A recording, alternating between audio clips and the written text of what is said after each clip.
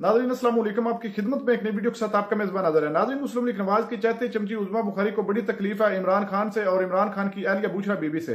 नाज़रीन, हर प्रोग्राम में ये मुसलसल पीटीआई को टारगेट करती है और आगे बैठा एंकर हो या कोई शख्स उसको जो है वो बेइज्जत करके रख देती है। आज के प्रोग्राम में भी इसने जो है पीटीआई को टारगेट किया और खुसूसन इमरान खान और उनकी अहलिया को ताबड़तोड़ उन पर हमले किए, लेकिन सामने बैठी मेहरबानो कुरैशी ने इसको आड़े हाथों ले लिया और इसकी खूब क्लास लगाई और इसको एक हकीकी आना दिखाया और इसको बताया कि तुम एक 47 फार्म की पैदाइश हो। नाज़रीन, एक दफा वीडियो मुलाजा फरमाएं, फिर इस पर मुकम्मल तफसील आपके सामने रखते हैं। कि जिस तरह इन्होंने अवाम की राय को ठुकराया और धुतकारा, फॉर्म 47 पे हुकूमत बनाए बैठे हैं। मेरी मजबूरी है ना, मुझे उनका नहीं, मुझे ये पसंद नहीं, ये बात तरीका ठीक नहीं है। महर अज़मा बुखारी साहिबा, मौला बख्श चांडियो साहब ने तो खुली साफ बात कह दी कि भुट्टो साहब जिंदा होते तो वाडा साहब आज सेनेटर ना होते।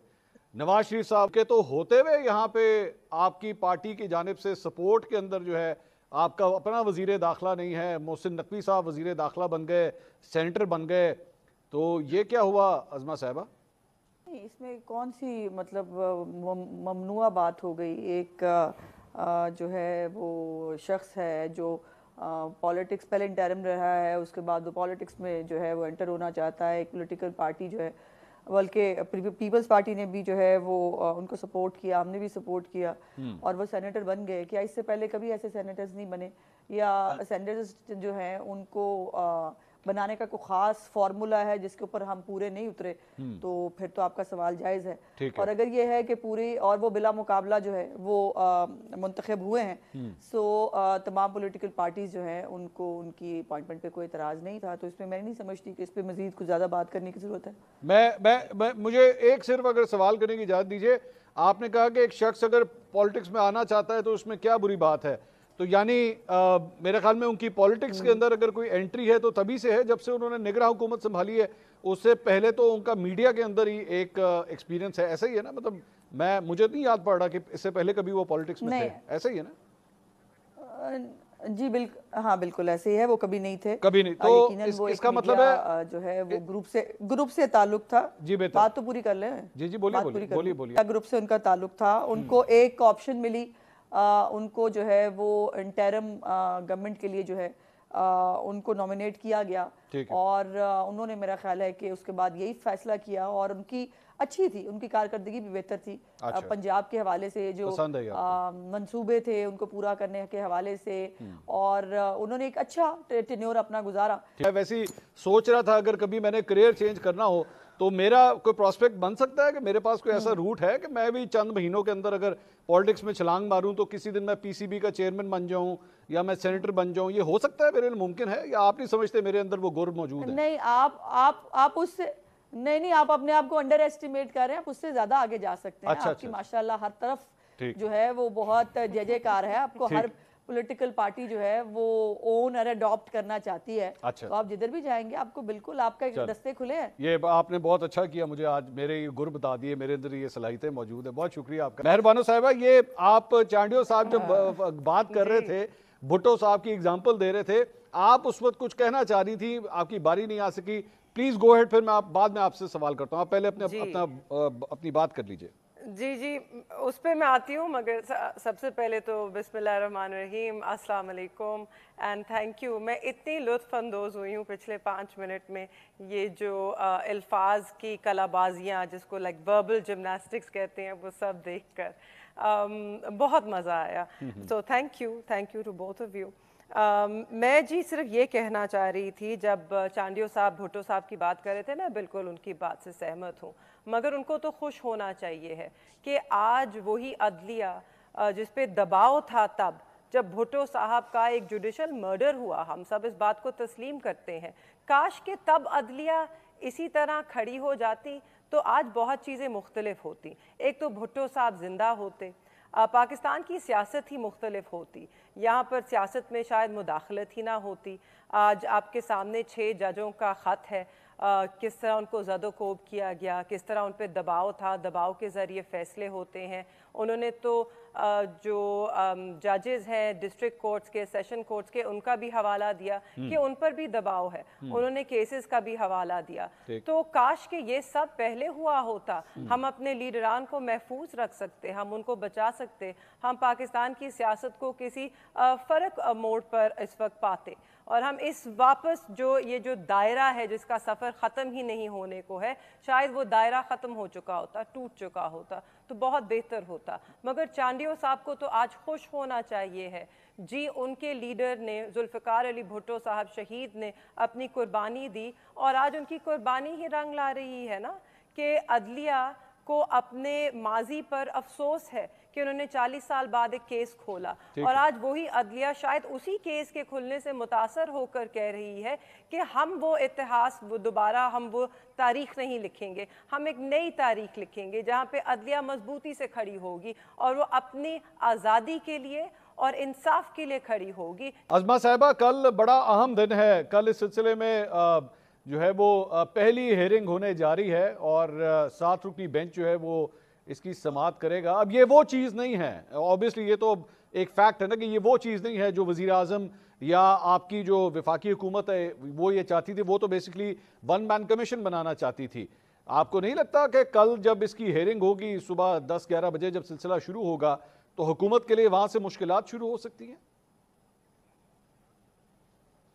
इसमें मैं आती हूँ, पहले तो मैं वो मुझे ऐसे ही मतलब बैठे बैठे ना याद आ गया, मैं बहुत इंजॉय कर रही थी महर, तो मैंने कहा कि काश जो है कलाबाजियों पर अगर खुशी होना था तो अपने उस वक्त महर चूँकि नहीं थी सियासत में, इमरान खान जब बरसरे इक़्तिदार थे ना, ये उससे पहले कंटेनर पर चढ़े हुए थे, उनकी तकरीरें सुनने आपको ज़्यादा मज़ा आएगा और आपको समझ में आएगा कि वाकई कलाबाजियाँ लफ्ज़ों की कहते किसको हैं। और अगर आपने इंजॉय करना हो तो किसी वक्त वो ज़रूर देख लीजिएगा। दूसरी बात, मोहसिन रफ़ी साहब के हवाले से मुझे ऐसे ही याद आया, ऐसे इत्तेफाक कि यूसुफ मिर्ज़ा साहब हो या न्यूज़ 1, ऐसे नहीं, मुझे ये पसंद नहीं, ये बात तरीका ठीक नहीं है महर। आपकी हर बात पे एक सांस भी हम ऊंचा नहीं लेते कि आप अपनी बात कंप्लीट कर लें। ये आप बीच में जो गुफ्तगू फरमाती है ना, ये नामुनासिब लगता है, फिर मैं आपकी बात पे बोलने शुरू कर दूंगी, लोग हमारा मजाक उड़ाएंगे। So don't do it. साहब हो या के चैनल के जो हेड हैं, वो इमरान खान साहब की दौरे हुकूमत में वो स्पेशल असिस्टेंट थे प्राइम मिनिस्टर के, तो मैंने कहा ऐसे ही मुझे ऐसे याद आया। अज़मा साहब, एक रिक्वेस्ट काइंडली एक चैनल पे बैठ के दूसरे चैनल का नाम ना ले, अच्छा नहीं लगता, मेरे ख्याल में एथिकली ठीक नहीं होता। फिर मेरी मजबूरी है ना, मुझे उनका नाम क्योंकि एग्जैक्टली याद नहीं आ रहा था, लेकिन ये वही था वो जहाँ से वो खातून नहीं है, वो जो वो नैब के चेयरमैन वाली वो जो खातून है तैयबा, उनकी स्टोरी वहां से ब्रेक हुई थी और कैसे हुई थी वो मैं डिटेल में इसलिए नहीं जा रही। मैं सिर्फ इतनी गुजारिश करना चाहती हूँ, जहाँ तक आपके सवाल की बात है, हमारे पे किस चीज़ की परेशानियां और क्यों परेशानियां, हम पे काहे के लिए परेशानियां आएंगी। बात यह है कि अभी जो जितना खूबसूरत ईमान फरोज गुफ्तगू मैंने महर की सुनी, पहले खड़े हो जाते, फलाना हो जाता, काश हो जाता, वाकई हो जाता। जब ये जजिस कराम जो है, जब नवाज शरीफ साहब को जो है वो धड़ाधड़ सजाएं दे रहे थे, उनकी तज़ीक किया करते थे कोर्ट के अंदर, मरियम नवाज को सिर्फ ऊंचा सलाम करने पर उनकी जो है वो धमकी देते थे, इनकी बेल हम कैंसिल कर देंगे, मॉनिटरिंग जज लगते थे, उसके बाद जो है वो आमदरफ्त होती थी उनके अदालतों के बाहर से। उस वक्त तो बहुत अच्छा लग रहा था सब कुछ, उस वक्त चूंकि इमरान खान बेनिफिशरी था और वो कह रहा था बहुत अच्छा हो रहा है, बिल्कुल ठीक हो रहा है, और आज जो है वो इनको याद आ रहा है कि जजेस जो है उनका एहतराम होना चाहिए। फॉर्म 47 पे हुकूमत बनाए बैठे हैं, अब उस पे ये चाहते हैं कि मजीद ये डाके भी डालें और हम खामोश बैठे रहें और हम खामोश देखते रहें। बात 3 सीटों की सेनेट में नहीं है, बात कॉन्स्टिट्यूशनल प्रिंसिपल की है और हम प्रिंसिपल के साथ खड़े हैं और खड़े रहेंगे, इनको अच्छा लगे या ना लगे। ये जो हमारी मखसूस नशिस्तों का केस है, ये हम आगे इसको अपील में लेकर जा रहे हैं और उस पर डिलिबरेट होना है। अब अगर ढिठाई से और इखलाकी फुकदान की वजह से ये उन सीटों पे बज़िद बैठ जाएं और ये हमारी मखसूस नशिस्तें छीन लें आफ्टर अवाम का मैंडेट छीने के, तो उसका मैं क्या कह सकती हूँ। हर किसी का अपना ज़र्फ होता है सपोर्ट और इनकी अपनी सियासत और उसको अपना तर्ज अमल। ये जवाब देंगे जब ये वापस अवाम के पास जाएंगे वोट लेने, तो इनको उसका रद्द अमल भी नजर आ जाएगा कि जिस तरह इन्होंने अवाम की राय को ठुकराया और धुतकारा, उसका क्या रद्द अमल होगा ये भी शायद जानते हैं। ये अवाम में जाने से कासिर हैं इस वक्त। उस पे हमारा मौक़िफ़ बिल्कुल दो टोक है। अगर आप इजाजत दें ये मैं कहके की वजह सुन लूं आज़मा बुखारी साहब, ये क्यों ये कहका लगा रही हैं आप? क्या क्या ऐसी कौन सी बात होगी? मजे की बात है, हम सुबह दोपहर शाम लोगों के बीच में हैं, हमारे तमाम लोग जो है वो लोगों के बीच में अपनी बात करें ना, जो भागे हुए हैं ना कानून के सामने आ सकते हैं, ना घर वालों के सामने आ सकते हैं, ना घर जा सकते हैं। पहले तो बात ये ज़रताज गुल साहिबा हों, ये असलम इकबाल हों, इन सबको रातों रात बैठ के मिनटों सेकेंडों में, ये एक दो एग्जाम्पल्स नहीं है, लंबी चौड़ी है। कौन सी अदालत में पेश हुए जी? उसके बाद पिशावर हाईकोर्ट से फांसी जमानत दी ना, केस लाहौर में है, पंजाब में है, जाते पिशावर में है, वहां से ले ली फांसी जमानत, चले ले ली, जैसे भी ले ली। ज़रताज गुल बेटी को पानी पिलाओ, उसको यहाँ छोड़ के आओ, वहां छोड़ के आओ। ज़रताज गुल साहबा बताना पसंद फरमाएंगी कि वो कौन सी अदालत में पेश हुई है उसके बाद हिफाजती जमानत लेने के बाद उन्होंने कहा कौन से कानून के सामने अपने आप को सरेंडर किया? पहली बात। दूसरी बात यह है कि ये जो अभी अजीब बात यह है कि अगर मेरी बहन को पता हो कि डिटाई और इखलाकी, पता नहीं क्या लफ्ज़ इन्होंने इस्तेमाल किया था, मुझे इस वक्त याद नहीं, उसकी सही एग्जाम्पल पीटीआई है। क्योंकि हम कैसे इजाज़त दे दें, हम कैसे किस तरह सीटें मिल सकती हैं? बाजी ये कोई आपके घर की कोई राशन की चीज़ तो नहीं है ना कि आपकी इजाज़त के साथ इस्तेमाल होगी। उसने आपका बल्ले का निशान लिया, उसके बाद जो है ये फैसला हुआ कि आपने खुद लिख के दिया, सुन्नी इत्तेहादी काउंसिल ने, इत्तेहाद काउंसिल ने, कि जी हमने इलेक्शन ही नहीं लड़ा। और उसके बाद वही प्यारी फेवरेट पिशावर हाईकोर्ट, वो लार्जर बेंच बैठ के कहता है कि जी ये सीटें इनकी बनती नहीं है बिकॉज इन्होंने इलेक्शन नहीं लड़ा, और ये जो सुन्नी इत्तेहाद काउंसिल है इनको ये सीटें नहीं मिल सकती। अब उसके ऊपर इनकी इजाजत चाहिए हमें। इनको ये गलत फहमी कैसे हो जाती है? मुझे ये समझ नहीं आता कि ये अबव द लॉ है, जो ये कहेंगे वो लॉ है, जो ये समझेंगे वो लॉ है, और जो ये कहेंगे वो इम्प्लीमेंट होगा। ऐसा होगा नहीं, ऐसा होगा नहीं, ऐसा नहीं हो सकता। इतने लाडले या ना बने। ये कानून, ये आइन और कानून है, ये मोम की नाक नहीं है, जिधर को चाहेंगे उधर को घसीटता है, तो ये ऐसे होगा। आगे चलें। इनको लगने से कोई फर्क नहीं पड़ता। प्लीज ऐड करना चाहती हूँ, सिर्फ एक जुमला ऐड करना चाहती हूँ। देखिए, हम तो हम अदलिया का बिल्कुल एहतराम करते हैं, हमने कभी किसी पे जुमले नहीं कसे, मगर मैं इस बात से बड़ी मुझे तशवीश होती है कि जिस तरह PMLN के सिर्फ उज़्मा बुखारी साहिबा नहीं, इनकी पूरी जमात एक हाई कोर्ट के ऊपर इतना तनकीद करती हैं, या कुछ जजेस का नाम लेके जलसों में उन पर इतने तनकीद किया करते थे और इतनी नाजेबा गुफ्तगू किया करते थे। देखिए, इस तरह नहीं करना चाहिए है। ये वही अदलिया है, आप क्यों भूलते हैं, जिन्होंने 50 रुपए के स्टैम्प पेपर पे एक सजा याफ्ता मियाँ साहब को जाने दिया, एक सजा याफ्ता मरियम बीबी को उनके वालिद की अयादत करने के लिए इसी अदलिया ने इजाजत दी थी जाने की। हालांकि कोई इस तरह का जवाज नहीं था, कोई इस तरह की मिसाल नहीं थी तारीख में। चले मैं आगे, अदलिया है, मगर जब वो आपके लिए अच्छा करे तो वो अच्छी है, जब वो आइन और कानून के मुताबिक फैसले करे जो आपको पसंद ना आए तो तब आप उन पे। अब मुझे इजाजत दीजिए। इमरान खान साहब अभी अरेस्ट भी नहीं हुए थे, ये जहर देने की स्टोरी उन्होंने उस वक्त भी कहनी शुरू कर दी थी। अगर आपको याद हो, जब वो कौम से खिताब किया करते थे ना बैठ के जमान पार्क में, तब उन्होंने तब भी कह दिया था। पहले उन्होंने कहा मेरी सुपारी दी गई है, मुझे मारने लगे हैं, फिर उन्होंने कहा मुझ पे गोलियां चलाई गई, फिर उन्होंने कहा मुझे जहर देने की जो है वो साजिश की जाएगी, जिसको मेरे ख्याल शेख रशीद साहब ने भी एक आधी दफा उस वक्त शायद उसको इंडोर्स भी किया कि हाँ हाँ मुझे भी उन्होंने बताया है कि ऐसा कुछ होगा। तो ये स्टोरियां तो वो बहुत पहले से सुना रहे हैं। वो जब अपने घर में थे वो तब भी कह रहे थे मुझे जहर देने की कोशिश की जा रही है। ये अजीबो गरीब ना, मुझे लगता है कि शायद थोड़ा ना ट्रॉमा में है दोनों, बुशरा बीबी साहिबा भी और इमरान खान साहब भी। उन्होंने शायद, अभी तो बुशरा बीबी साहिबा माशाल्लाह अपने बेडरूम में होती हैं, बनी गाला में शहद भी खाती हैं और वहाँ पर जो है वो अपनी मर्जी की बाथरूम में भी जाती हैं। वो मरियम नवाजी थी जो L शेप का एक ही बाथरूम था हवालात के अंदर ही, जिसके ऊपर दुपट्टा डाल के, वो चादर डाल के वो बाथरूम इस्तेमाल किया करती। तो उनके सामने कैमरा लगा हुआ था। इमरान खान की जेल देखने के लिए तो एक जज साहब फौरन पहुंच गए थे कुछ दिनों के अंदर। अज़मा साहिबा यहाँ पे तो अज़मा साहिबा, लेकिन बुशरा बीबी तो अज़मा साहिबा बुशरा बीबी की जानिब से तो पिटीशन दायर हुई है कि जनाब भेजें मुझे अडयाला, मैंने नहीं रहना बनी गाला, तो आप भेज दें, अगर इतना मसला आप भेजें उनको वहां पे। बिल्कुल, बहुत अच्छी बात। बिल्कुल ये देखिए, ये अदालत फैसला कर लेगी कि क्या करना है। एक और इमरान खान साहब ने अभी पिछली दफा जो पेश हुई उसमें उन्होंने कहा मैं बिल्कुल बाहर जाना नहीं चाहता, मेरी जान जेल में ज्यादा महफूज है। ठीक है, अब वो फरमा रहे हैं मेरी जान जेल में ज्यादा महफूज है, जो 9 मई के मतलूब भी हैं, जो बहुत सारे जो जिनके जराइम के ऊपर जो सजा काट रहे हैं, वो कह रहे हैं मेरी जान बहुत महफूज है अडयाला जेल में।